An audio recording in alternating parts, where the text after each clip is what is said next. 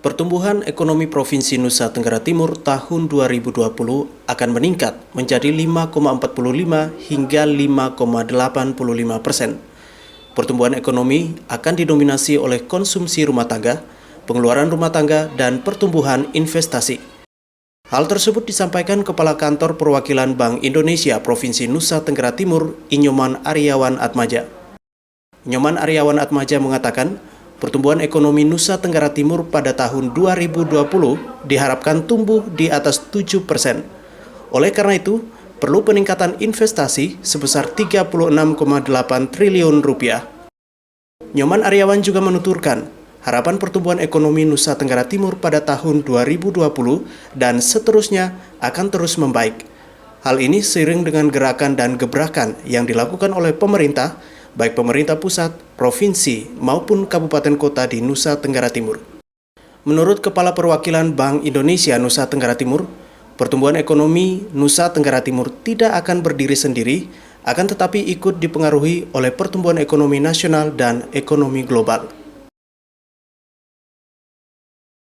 Pertumbuhannya adalah 5,45 sampai dengan 5,85% di tahun 2020. Nah, tadi juga sudah saya jelaskan bahwa ada 3 hal yang dominan dalam pertumbuhan ekonomi NTT.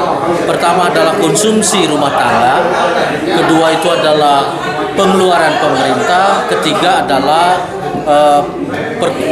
investasi.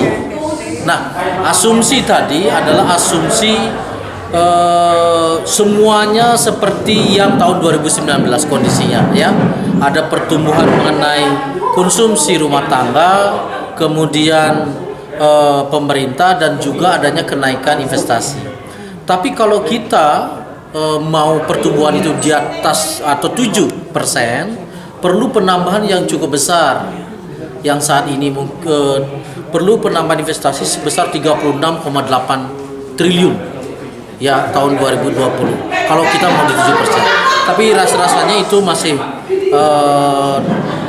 cukup terkendali di angka 5,45 sampai 5,85. Pertumbuhan investasi ya. Dari 2019. Ya, begitu. Mungkin terkait dengan musuh.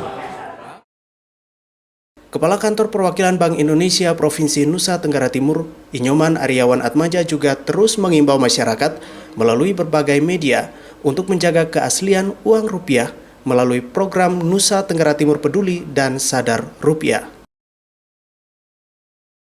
Patris Kudang Laiskodat, AFB TV melaporkan.